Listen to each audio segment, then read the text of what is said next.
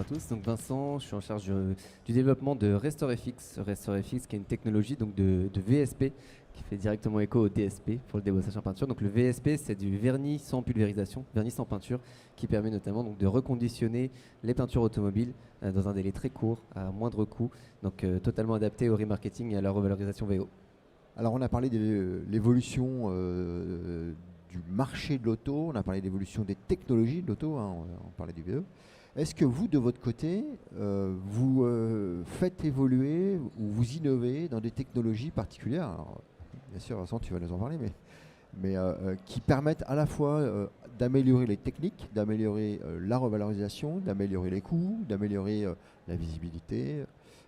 Quelles sont les tendances d'innovation et de quelle manière vous apportez ces innovations pour permettre aux revendeurs d'avoir une valo qui soit aussi compétitive?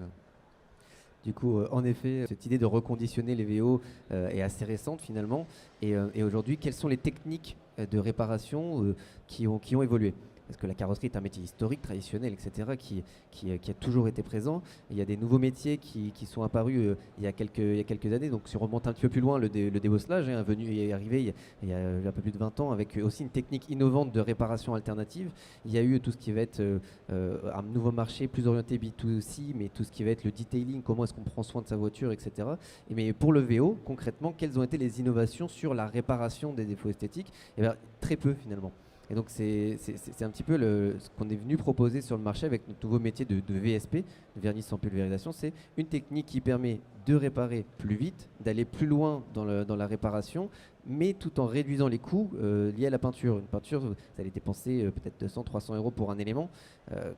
Vous allez vous occuper seulement de réparer un élément, vous allez perdre de l'argent entre guillemets parce que vous allez investir sans pouvoir récupérer cet argent-là.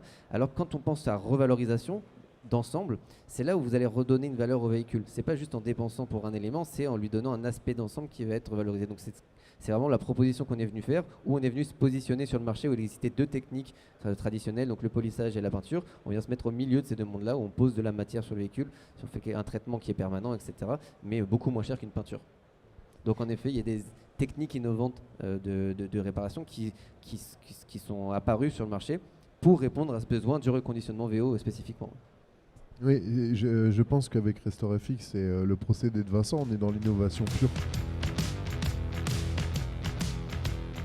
Aujourd'hui, notre technologie, pour nous, elle est principalement orientée pro, mais on a quand même des ateliers physiques qui sont accessibles aux particuliers. Et donc, on constate une vraie tendance à augmenter cette part de particuliers dans les ateliers. Le pro fait de la préparation en amont de la vente. Le particulier fait de la préparation en amont de sa restitution de leasing, par exemple.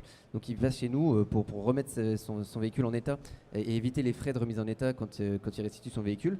Et il y a aussi la personne qui vient peut-être d'acheter un véhicule, qui s'est dit je vais acheter un véhicule dans l'état et je vais faire une bonne affaire et demain je passe dans un atelier RestoreFX pour le remettre dans un état et peut-être derrière en tirer un meilleur prix à la revente quand je m'en séparerai. Voilà, il y a de plus en plus de particuliers en effet qui se rapprochent de nos centres.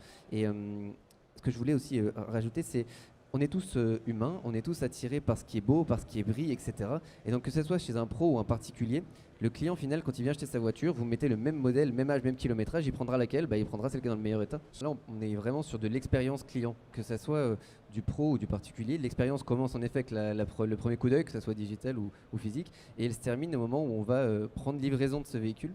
Et on se rend compte que s'il y a un écart entre ce qui est prévu et ce qui est la réalité sur le terrain, une fois qu'on a accès au véhicule, on crée de la déception. Et avec ce qui s'est développé, donc tous les avis Google, la e-réputation, etc., ça a une importance capitale pour les groupes de distribution et pour les gens qui font du VO. C'est comment est-ce qu'on satisfait nos clients, comment est-ce qu'ils peuvent encore nous faire confiance, comment est-ce qu'on peut vendre plus de véhicules en ligne et qu'il n'y ait pas de déception à la livraison. Et ça, c'est vrai qu'on en a assez régulièrement dans les ateliers des véhicules qui viennent chez nous parce qu'il n'a pas été suffisamment bien préparé avant la vente et que le client, quand il est venu chercher sa voiture, il n'est pas satisfait de l'état général de la voiture. Et donc qu'est-ce que la concession fait pour essayer de rattraper entre guillemets cela. Et ce qui est dommage, c'est qu'il pourrait vendre plus vite, vendre à un meilleur prix et avoir un meilleur taux de satisfaction client s'il mettait en tout cas s'il préparait peut-être un petit peu plus les véhicules.